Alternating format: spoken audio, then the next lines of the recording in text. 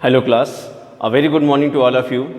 Class 8th NCERT Mathematics. Today we are going to discuss exercise 13.1. Question number 1, 2, 3 we have already discussed. Today we are going to discuss question number 4. So, question number 4 is किसी soft drink factory में एक machine 840 बोतलें 6 घंटे में भरती है। एक soft drink की फैक्ट्री है, उसमें एक मशीन जो है 840 बोतलों को 6 घंटे में भर देती है। वह मशीन 5 घंटे में कितनी बोतलें भरेगी? देखिए, पहले तो हम ये इसमें सर्च करेंगे कि इसमें सीधा समानुपात है कि प्रतिलोम समानुपात है। ठीक, देखिए इसमें दो चीज़ों की बात की गई है कि ये कितनी बोतलें भरती है और कितने घंटे लगते हैं इसको बोतलों को भरने में। ठीक है,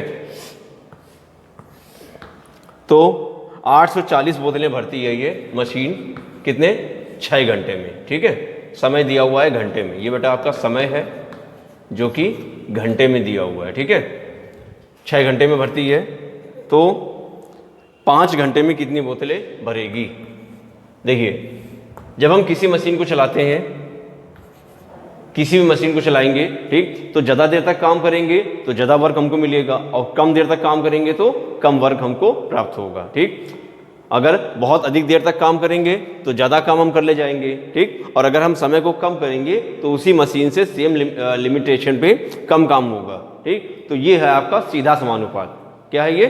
सीधा समानुपात। ठीक है, तो लिखेंगे 840/6 इक्वल x अपॉन 5। जो हमें फाइंड करना है उसको हमने x मान लिया है। ठीक, अब यहाँ पर हम क्रॉस मल्टीप्लाई करेंगे तो ये हो जाएगा 6 × x इक्वल 840 × 5। x फाइंड करना है तो 840 × 5 और अपॉन में क्या 6। ओके, 6 से कैंसिल आउट कर दीजिए। 6 × 1 = 6, कितना बचा? 2 बचा, 24 हो गया, 6 × 4 = 24 और ये आपका 0। ओके, तो x आ गया आपका 14, 5 = कितना 70 और ये एक 0 और लग गया, यानी कि 700 बोतलें वो मशीन भर पाएगी। यानी कि 6 घंटे में जो मशीन 840 बोतलें भरती थी वही मशीन 5 घंटे में 700 बोतलों को भर पाएगी। ठीक है, तो यहाँ पे लिखेंगे फाइनल आंसर हम, अतः वह मशीन 5 घंटे में 700 बोतलें भरेगी।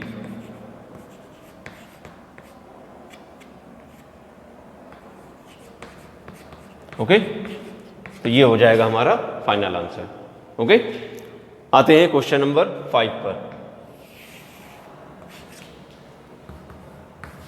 क्वेश्चन नंबर 5, एक बैक्टीरिया या जीवाणु के फोटोग्राफ को 50,000 गुना आवर्धित करने पर, आवर्धित मतलब मैग्नीफाइड करने पर, बड़ा करने पर उसकी लंबाई 5 सेंटीमीटर हो जाती है, जैसा कि चित्र में दिखाया गया है। यहाँ पे एक फिगर बना हुआ है, आप उसको फिगर देखिएगा। ठीक है,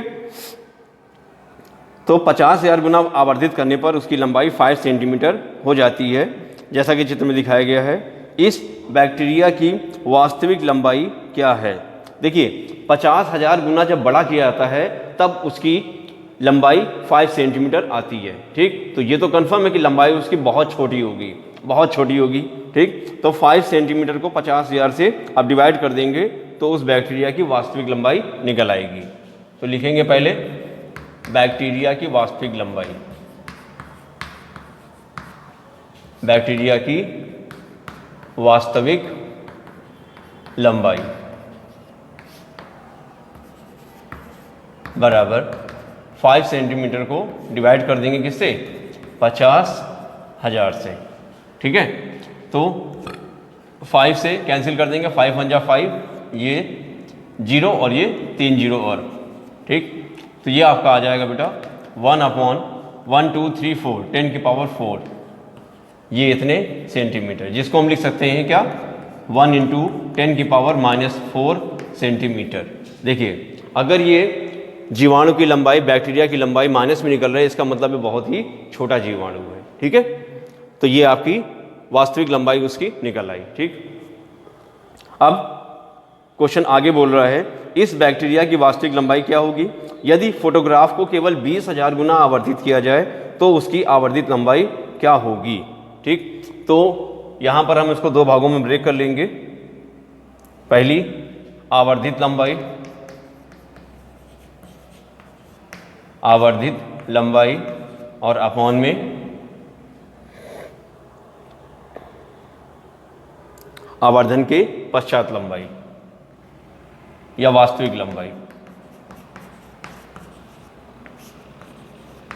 ठीक, देखिए जब आवर्धन किया गया उसका 50,000 गुना, 50,000 गुना आवर्धन किया गया, तब उसकी लंबाई कितनी निकली, 5 सेंटीमीटर निकली। ठीक, ओके। और जब इसका आवर्धन 20,000 गुना किया जाएगा, 20,000 गुना किया जाएगा, तो उसकी लंबाई कितनी हो जाएगी, x मान लिया इसको। ठीक है, इसको क्या मान लिया, x। सीधा समानुपात लगाएंगे तो ये आपका आ जाएगा 50,000 और अपॉन में 5 इक्वल 20,000 और अपॉन में x। ठीक, क्रॉस मल्टीप्लाई करेंगे इसका इससे मल्टीप्लाई तो हो जाएगा 50,000 into x equal 5 multiply 20,000, 5 multiply 20,000। ठीक, x फाइंड करना है बेटा आपको, x इक्वल 5 इंटू 20,000 और अपॉन में 50,000। ठीक, देखिए 000 से ये 000 कैंसिल कर दिया पहले, ओके, और 10 से ये 0 कैंसिल कर दिया और ये 5 से आपका 5 कैंसिल हो गया। ठीक, तो ये x की निकली कितनी लंबाई, 2 सेंटीमीटर। ओके, x कितना निकला, 2 सेंटीमीटर।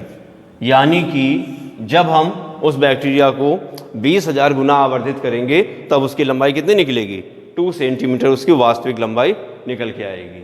ठीक है, यानी कि हर एक 10,000 सेंटीमीटर पे 1 सेंटीमीटर वो बढ़ेगा, क्योंकि 50,000 सेंटीमीटर पे 5 सेंटीमीटर आ रही थी और 20,000 पे कितना निकला है, 2 सेंटीमीटर निकल के आया है। ठीक है, तो ये हो गया आपका क्वेश्चन नंबर 5 का सोल्यूशन। ओके, अब आते हैं क्वेश्चन नंबर 6 पर। क्वेश्चन नंबर 6 बोल रहा है आपका, एक जहाज के मॉडल में उसका मस्तूल 9 सेंटीमीटर ऊंचा है। जहाज का एक मॉडल बनाया गया है और मॉडल में मस्तूल जो है उसका 9 सेंटीमीटर ऊंचा है, जबकि वास्तविक मस्तूल 12 मीटर ऊंचा है।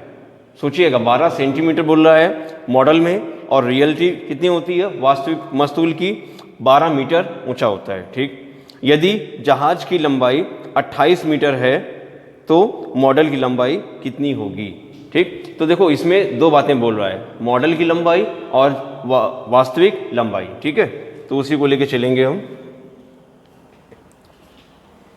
मॉडल की लंबाई